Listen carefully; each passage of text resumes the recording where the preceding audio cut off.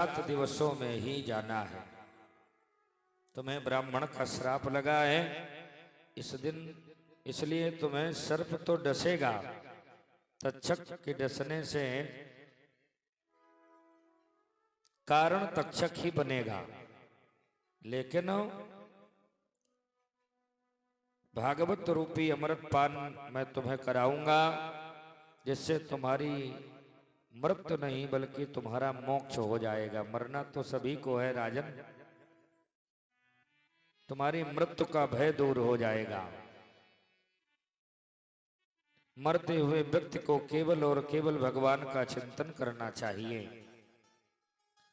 अवरीयाने सते प्रश्नः कृतो लोकहितो नप आत्मवित सम्मता पुंसाम श्रोतव्यादिषु या परः।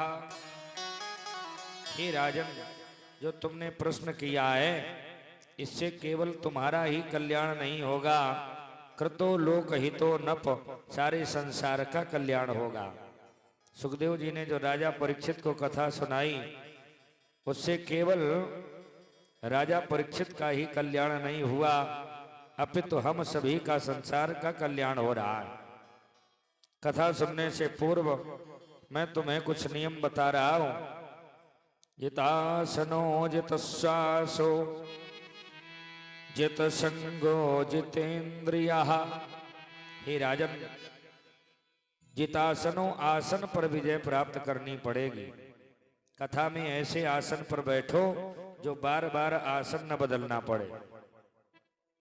पद्मासन लगाकर न बैठ पाओ तो चलेगा, सुखासन में बैठ जाओ, लेकिन अब ऐसे न बैठो कि बार बार आसन बदलना पड़े।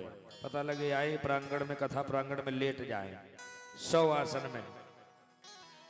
कथा में बैठने में हमें आसन पर विजय प्राप्त करनी पड़ेगी, क्योंकि तभी हमारा मन लगेगा। जित श्वासों, हमें श्वासों पर विजय प्राप्त करनी पड़ेगी, क्योंकि ये श्वासें निश्चित हैं। पहले के समय में संत महात्मा बड़ी लंबी लंबी साधना करते थे श्वास को रोक करके, जिससे उनकी आयु बढ़ जाती थी। आजकल का व्यक्ति साधना करना नहीं चाहता, सोना ज्यादा चाहता है, और सोने में व्यक्ति श्वासें अधिक लेता है। चली जा रही हैं अनमोल श्वासें, जो कुछ बची हैं उन्हीं को संभालें। श्वासें जितनी आपकी हैं वो बिल्कुल निश्चित हैं। सांसें पूर्ण हो जाए तो कोई एक सांस बढ़ाने वाला नहीं है, इसलिए सांसों पर विजय प्राप्त करनी पड़ेगी। जित संगो जितेन्द्रियः, और अपनी इंद्रियों पर विजय प्राप्त करनी पड़ेगी। 5 कर्मेंद्रियां हैं, 5 ज्ञानेंद्रियां हैं, 11वां मन है। इन सभी को एकाग्र करके मन को भगवान के चरणों में लगा दो, क्योंकि मन एवं मनुष्याणाम कारणम बंध मोक्षयो। मन ही व्यक्ति के बंधन और मोक्ष का कारण हुआ करता है। ये मन यदि संसार में लगा रहा तो भगवान की कथा सुनने का लाभ नहीं मिलेगा। ये मन भगवान के चरणों में लग गया तो व्यक्ति का मोक्ष हो सकता है। मन संसार में लगा रहा तो पुनरपि मरणम पुनरपि जन्मम, जन्म मरण के चक्कर में पड़े रहोगे। इसलिए राजन, तुम्हें इंद्रियों पर विजय प्राप्त करनी पड़ेगी। जित संगो, संग पर भी विजय प्राप्त करनी पड़ेगी। कथा में जब बैठो तो अगल बगल जो भी बैठे हों उनसे कह दो भैया बातें नहीं करना। पता लगे बगल वाले बातें बनाते रहें तो कथा में मन नहीं लगेगा। जैसा साथ करोगे वैसे ही गुण आएंगे। बगल वाला बातें करेगा तो आपका भी मन होगा चलो बातें कर ली जाए थोड़ी। अगर आग के पास जाते रहोगे तो एक दिन उठोगे ये कपड़े जलाकर। ये माना कि कपड़े बचाते रहे तुम, मगर आग की सेक खाते रहे तुम। आग के पास जाओगे तो कपड़े जलेंगे, और किसी तरह से यदि कपड़े बचा लिए तो उसकी आंच लगने से आपको कोई बचाने वाला नहीं है। इसलिए संगत जो हो बहुत अच्छी होनी चाहिए। सामाजिक जीवन में भी संसर्गजा दोष गुणा भवंती, अच्छे व्यक्ति का यदि साथ करोगे तो अच्छे गुण आएंगे और गलत व्यक्ति का साथ करोगे तो आपके अंदर गलत गुण आएंगे। मदिरा पीने वाले के साथ रहोगे तो भले मदिरा ना पियो लेकिन उसका कुछ ना कुछ प्रभाव आपके अंदर भी आएगा। इसलिए जैसे व्यक्ति का सज्जन व्यक्ति का साथ करोगे तो सज्जनता आएगी और दुर्जन व्यक्ति का साथ करोगे तो आपके अंदर दुर्जनता आएगी। इसलिए संग भी हमें अच्छा करना चाहिए। योगी के क्रम पूर्वक उत्कर्ष का वर्णन किया। तृतीय स्कंद में महाराज उद्धव विदुर संवाद के अंतर्गत भगवान के बाल चरित्रों का सूक्ष्म रूप से वर्णन किया। शुकाचार्य कहते हैं राजन दसम स्कंद में मैं भगवान के चरित्रों का विस्तार पूर्वक वर्णन करूंगा। मनवंतर आदि का परिणाम कथन किया। आगे सृष्टि प्रकरण आता है। सर्वप्रथम भगवान ब्रह्मा भगवान नारायण के नाभि कमल से ब्रह्मा जी उत्पन्न हुए और ब्रह्मा जी ने मानसीय सृष्टि के माध्यम से 4 कुमारों को उत्पन्न किया। सनक, सनंदन और सनातन और सनत कुमार। चारों कुमारों ने हाथ जोड़ करके ब्रह्मा जी से पूछा कि पितामह क्या करना है।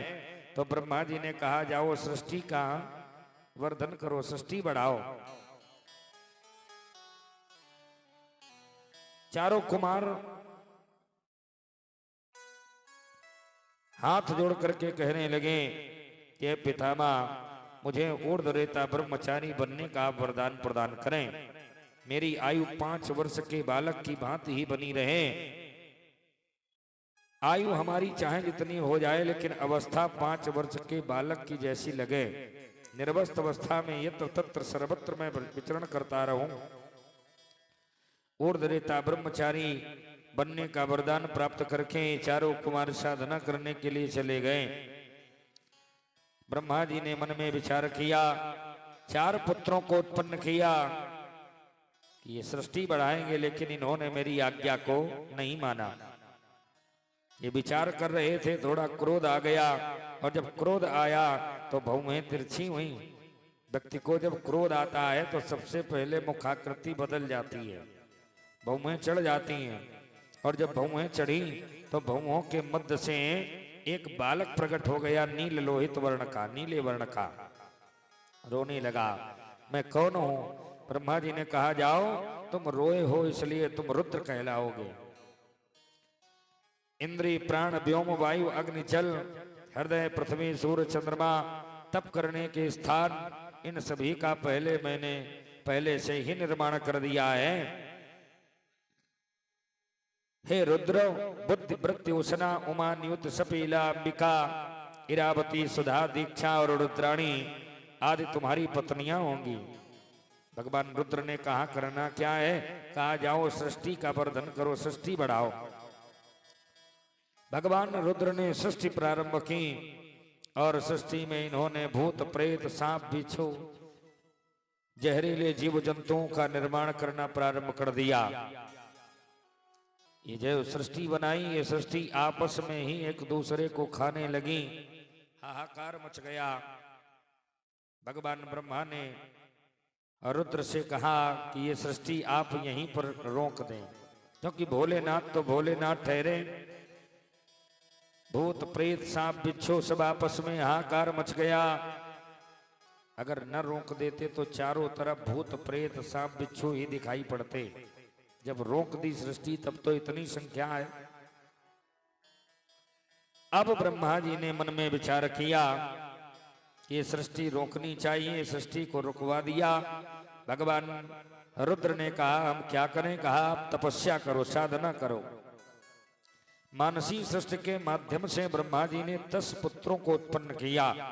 मरीच, अत्रि, अंगिरा, पुलस्त्य, पुलय, कृत, भृगु, वशिष्ठ, दक्ष और 10वें नारद।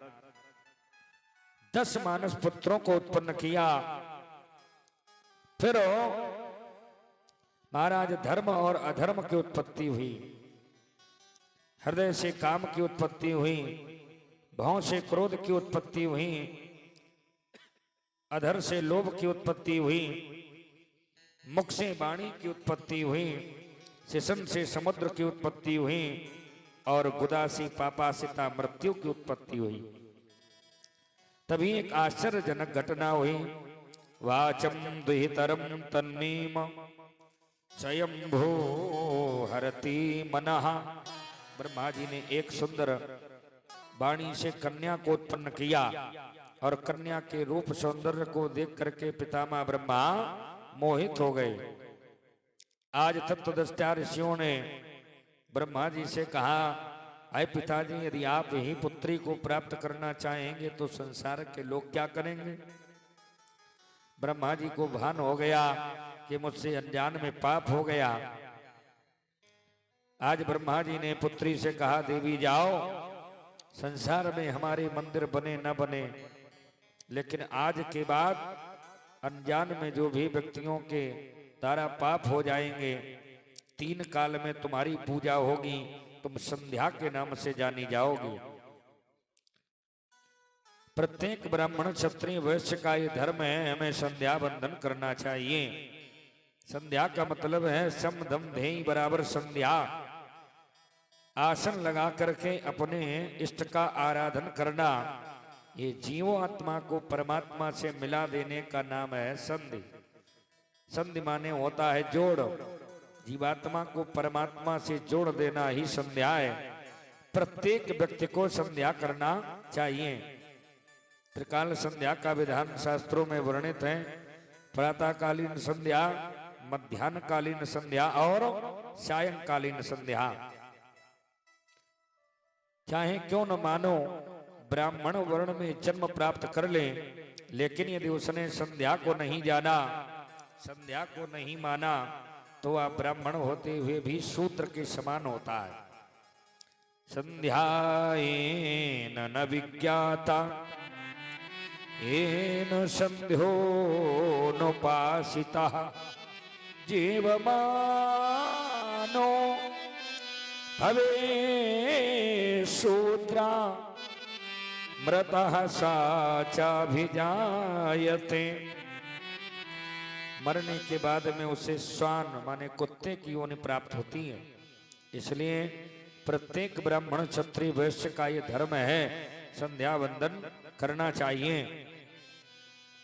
अब ब्रह्मा जी ने उस पापी शरीर को नष्ट किया, जिससे कोहरे का प्रादुर्भाव हो गया। पुनः ब्रह्मा जी ने शरीर को धारण किया और ब्रह्मा जी ने मन में विचार किया, अब मानसी सृष्टि से सृष्टि बढ़ने वाली नहीं है।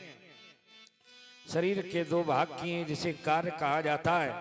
दाहिने से एक पुरुष का प्रादुर्भाव होगा और बाएं से एक स्त्री का प्रादुर्भाव होगा। ब्रह्मा जी ने दोनों का विवाह करा दिया। यहीं से आगे मानवीय सृष्टि का प्रादुर्भाव होता है। इसके पहले जो भी सृष्टि रचना हुई वो सब मानसिक सृष्टि है। ये स्त्री पुरुष कौन है? स्वयंभू मनु और शतरूपा। स्वयंभू मनु अरो शतरूपा, जिनसे भई नर सृष्टि अनुपा। स्वयंभू मनु अरो शतरूपा, जिनसे भई नर सृष्टि अनुपा। स्वयंभू मनु अरो शतरूपा, जिनसे भई नर सृष्टि अनुपा। स्वयंभू मनु अरो शतरूपा, जिनसे भई नर सृष्टि अनुपा। स्वयंभू मनु अरो शतरूपा, जिनसे भई नर सृष्टि अनुपा। स्वयंभू मनु अरो शतरूपा, जिनसे भई नर सृष्टि अनुपा। स्वयंभू मनु और शतरूपा। इन्होंने मनु महाराज ने पूछा कि पिताजी क्या करना है? कहा सृष्टि का वर्धन करो। मनु जी ने 2 पुत्र उत्पन्न किए, प्रव्रत और उत्तानपाद। 3 कन्याएं, आकुति, देवहूति और प्रसूति। आकुति का विवाह रुचि प्रजापति के साथ, देवहूति का विवाह कर्दम महात्मा के साथ और प्रसूति का विवाह दक्ष के साथ में कर दिया। महाराज मनु ने ब्रह्मा जी से निवेदन किया, पितामह, ये कमल के पत्ते पर सृष्टि कब तक ठहरेगी? क्योंकि उस समय पृथ्वी को चुरा करके हिरण्याक्ष ले गया था। ब्रह्मा जी से निवेदन किया। ब्रह्मा जी ने ये विचार कर ही रहे थे, ब्रह्मा जी को छींक आई और नासिका के दाहिने छिद्र से एक 12 बालक प्रकट हुआ और देखते देखते ये 12 भगवान विराट स्वरूप में आ गए। बोली 12 भगवान की जय हो। 12 भगवान ने जाकर के हिरण्याक्ष का वध किया और पृथ्वी को ला करके जल पर स्थापित कर दिया। इस पृथ्वी को ला करके जल पर स्थापित किया, इसीलिए इस पृथ्वी का नाम धरा पड़ गया। एवं हिरण्याक्षमसेह विक्रमं ससादयिता हरिरादिसूकरः जगामलोकं समखंडितोत्सवं समीडिता पुष्कर विष्टरादिभिः। भगवान बाराह ने अपने शरीर को जब हिलाया तो इनके रोमकूप निकले, जिससे कुशा का निर्माण हो गया।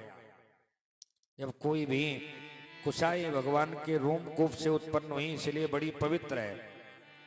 कोई भी शुभ काम हो या किसी की मृत्यु हो गई हो, कहा जाता है कुशासन दे दो।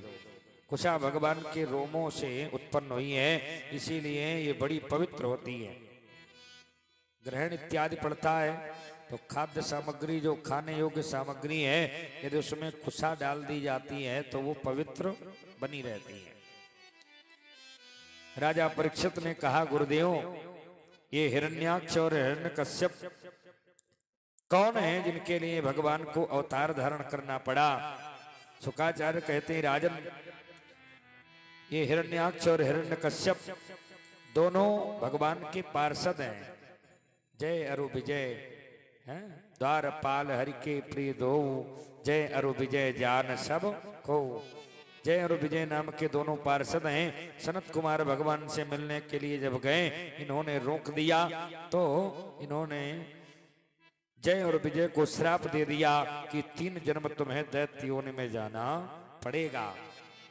वही यहाँ पर हिरण्याक्ष, हिरण्यकश्यप, रावण, कुंभकर्ण, शिशुपाल और दंत वक्र बन करके आए हैं। एक समय की बात है, संध्या के समय दिति ने पुत्र की कामना के लिए महात्मा कश्यप से निवेदन किया। महात्मा कश्यप ने बताया, देवी, ये संध्या का समय है और संध्या के समय कुछ कार्य ऐसे हैं जो नहीं करने चाहिए। आहार, निद्रा, भय, मैथुनंचा सामान्य में तद पशुभिर नराणाम। ये चारों काम मनुष्य भी करता है, पशु भी करते हैं। भोजन मनुष्य भी करता है, पशु भी करता है। शयन मनुष्य भी करता है, पशु भी करता है। लड़ाई झगड़ा मनुष्य भी करता है, पशु भी करते हैं। परिवार मनुष्य भी बढ़ाता है और पशु भी बढ़ाते हैं। लेकिन मनुष्य के पास विवेक है, मनुष्य जानता है कब कौन कार्य नहीं करना चाहिए। पशु के पास विवेक नहीं है, इसलिए मनुष्य को चाहिए संध्या के समय भोजन नहीं करना चाहिए। संध्या का समय माने जब दिन का गमन हो रहा हो और रात्रि का आगमन हो रहा हो, चंद्रदेव का गमन, सूर्यदेव का गमन, चंद्रदेव का आगमन, ऐसे ही प्रातः काल संध्या और ठीक 12 बजे, ये 3 समय ऐसे हैं। इन समय पर ये कुछ कार्य ऐसे हैं जो नहीं करने चाहिए। विशेष करके शाम के समय जब आरती, पूजन, भजन का समय होता है, उस समय भोजन नहीं करना चाहिए। जो लोग संध्या के समय भोजन करते हैं वो लोग उदर रोगी हो जाते हैं। बड़े बड़े डॉक्टरों के पास जाते हैं, लीवर खराब हो जाता है। इसलिए संध्या के समय भोजन नहीं करना चाहिए। आहार, निद्रा, संध्या के समय शयन भी नहीं करना चाहिए। जो लोग संध्या के समय शयन करते हैं वो मनोरोगी हो जाते हैं। बड़े बड़े मनोरोग विशेषज्ञों से मिलते हैं, फिर भी स्थिति ठीक नहीं होती है। लड़ाई झगड़ा संध्या के समय नहीं करना चाहिए। अब आप लोगों को संध्या के समय लड़ाई झगड़ा करने का बढ़िया मौका मिलता है। पति देव बाहर से आए, देवी आज क्या बनाया है, सब्जी लाए हो, खोपड़ी खजवाने लगे, क्या करें भूल गए तो खा लो गरम कचौड़ी। झगड़ा शुरू हो गया। भय मैथुनन चा, और स्त्री प्रसंग नहीं करना चाहिए। जो लोग स्त्री प्रसंग करते हैं, यदि संतानें उत्पन्न होती हैं तो वो संतानें दैत्य प्रवृत्ति की होती हैं। संध्या के समय संसर्ग हुआ, भय कामवश जोगी तापस पावरण की को कहा है, संसर्ग हो गया। महात्मा कश्यप ने कहा, जाओ देवी, तुमने पुत्र की कामना के लिए ऐसा किया है, तुम्हारे एक नहीं दो दो पुत्र होंगे, लेकिन दैत्य प्रवृत्ति के होंगे। दिति ने कहा, मैं जन्म ही नहीं दूंगी। 100 वर्ष तक उस गर्भ को धारण किया। महात्मा कश्यप ने कहा, तुम्हारे पुत्रों के उद्धार के लिए परमात्मा अवतार लेंगे, इसलिए भगवान को हिरण्याक्ष और हिरण्यकश्यप के लिए अवतार धारण करना पड़ा। इस तरह से भगवान ने हिरण्याक्ष का वध किया, पृथ्वी को लाकर जल पर स्थापित किया। या स्वयंभुवस्य च मनोरवंशा परम सम्मतः कथ्यतां भगवन्यत्र मैथुनेन धीरे प्रजा। राजा परीक्षित ने कहा, गुरुदेव, स्वयंभू मनु के श्रेष्ठ वंश को आप कहिए। देवहूति आपने बताया था, देवहूति का विवाह महात्मा कर्दम के साथ हुआ। ये तो राजा की पुत्री हैं, इनका विवाह एक महात्मा के साथ कैसे हो गया? शुकाचार्य कहते हैं, राजन, सरस्वती के तट पर कर्दम महात्मा ने 10,000 वर्ष की साधना की। साधना से प्रसन्न होकर के भगवान ने शब्द ब्रह्म के रूप में महात्मा कर्दम को दर्शन प्रदान किया। दुष्टम बताद्या खिल सतरासे सांसिद्ध यक्षमणोस्तव दर्शनाम्नः। महात्मा कर्दम ने कहा, हे प्रभु, आपके दर्शनों से हमारे नेत्रों को पूर्ण सिद्धि और तृप्ति प्राप्त हो रही है। हे नाथ, आप सर्व कामनाओं को देने वाले कल्पवृक्ष के समान हैं। मैं आपके चरणों में प्रार्थना कर रहा हूं। भगवान ने कहा कि वरम ब्रूहि, वरदान मांगो, आपने साधना क्यों की है? महात्मा कर्दम ने कहा, मेरी इच्छा है कि किसी शीलवान गुणवान कन्या के साथ मेरा विवाह हो जाए। खोदा पहाड़ों निकली छुइया, 10,000 वर्ष की साधना और मांगा क्या? विवाह हो जाए। लेकिन हंसने की बात नहीं है, विचार करने का विषय है। 10,000 वर्ष की साधना क्यों लगाई? अगर ये संतों ने इतनी लंबी साधना न लगाई होती तो ये सृष्टि का वर्धन कैसे होता? ब्रह्मा जी की आज्ञा है कि सृष्टि बढ़ानी है, और बिना गृहस्थ आश्रम में प्रवेश किए सृष्टि वर्धन हो नहीं सकती, सृष्टि बढ़ नहीं सकती। ऋषियों का है देश हमारा, प्रत्येक व्यक्ति का कोई ना कोई गोत्र होता है। ऋषि परंपरा से हम सभी आए हैं, मनु की संतानें हैं, इसीलिए सभी मानव कहलाते हैं। इतिहास को पढ़ाया गया उल्टा सीधा, पहले मनुष्य बंदर था, फिर पूंछ धीरे धीरे कम हो गई, फिर वो सीधा खड़ा होने लगा, वो मनुष्य बन गया। ऐसा कुछ नहीं है, हम सभी ऋषियों की संतान हैं। प्रत्येक व्यक्ति का कोई ना कोई गोत्र होता है, और शेष सभी मनु की संतानें। महाराज भगवान ने कहा, जाओ, राजा मनु आपके आश्रम में आएंगे और अपनी पुत्री का विवाह आपके साथ में कर देंगे। महात्मा कर्दम अपने आश्रम में प्रतीक्षा कर रहे हैं राजा मनु की। राजा मनु, नारद जी के द्वारा बताया गया, राजा मनु अपनी पुत्री देवहूति को रानी शतरूपा के सहित लेकर के आए, और आश्रम में जिस समय आए तो महात्मा जी ने, आज महात्मा जी को सभी ने प्रणाम किया है, महात्मा जी ने स्वागत किया है। कोई भी हमारे घर में आता है तो हम स्वागत सत्कार करते हैं ना, अतिथि देवो भव, अतिथि देवता है। ये हमारी भारतीय संस्कृति है, सनातनी संस्कृति है, और इसका अनुपालन सभी को करना चाहिए। महात्मा करदम ने 3 आसन डाल दिए। एक आसन पर राजा मनु बैठ गए, एक पर शत्रुपा बैठ गई, देवहूति खड़ी हैं।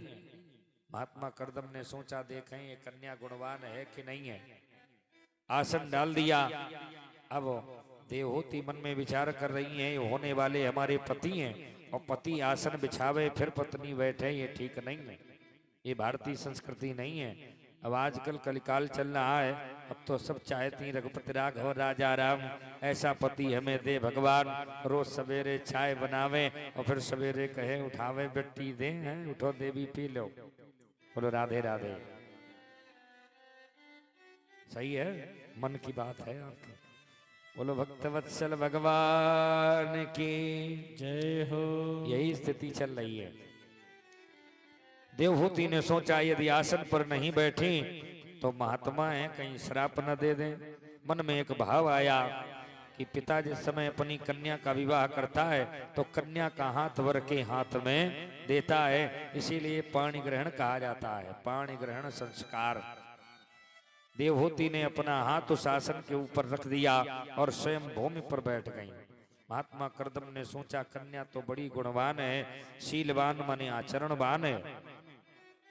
शुकाचार्य कहते राजन, महात्मा करदम ने मनु जी से आने का कारण पूछा। अथापि प्रक्षेताम वीर यदर्थो तमिहागता तद्वयो निर्वली केनो प्रतिपद्या महे हृदा। राजन आपके आने का कारण क्या है? राजा मनु ने कहा मैं अपनी पुत्री देवहूति का विवाह आपके साथ में करना चाहता हूं, आप तैयार हैं कि नहीं है? अब ये लड्डू जो खाए वो भी पछताए, जो ना खाए वो भी पछताए। जिसका विवाह हो गया रात दिन यही सोचता भगवान कैसे किसी तरह से हो जाए, और जिसका हो गया वो सोचता कहाँ से चक्कर में फंस गए हैं। जिसका हो गया वो सोचता कहाँ से चक्कर में फंस गए, और जिसका नहीं हुआ वो रात दिन सोचता भगवान किसी तरह बस अब की बार सा अलग खाली न जाए। क्या करें, ये मोहल्ले वाले लोग जीने नहीं देते हैं जिनका विवाह नहीं हुआ है।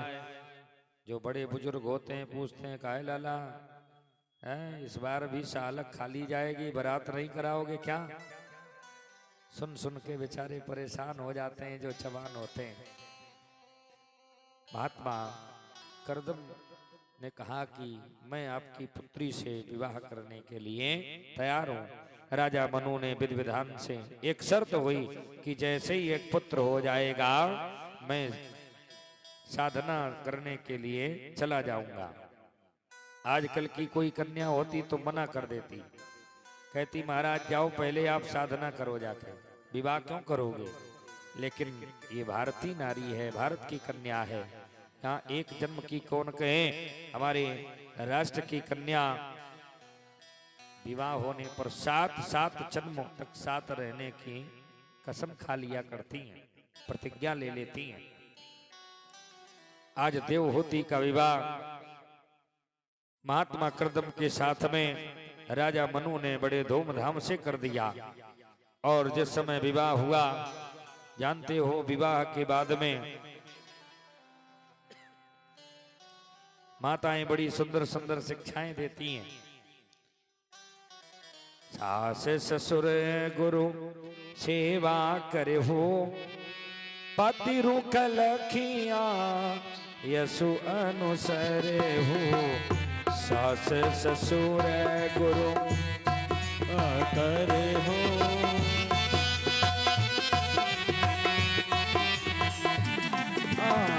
सास ससुर गुरु सेवा करे हो।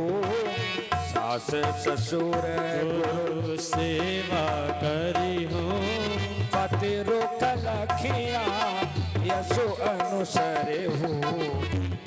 सास ससुर गुरु आयसुर हो, पति रुख लखिया यसु अनुसरे हो।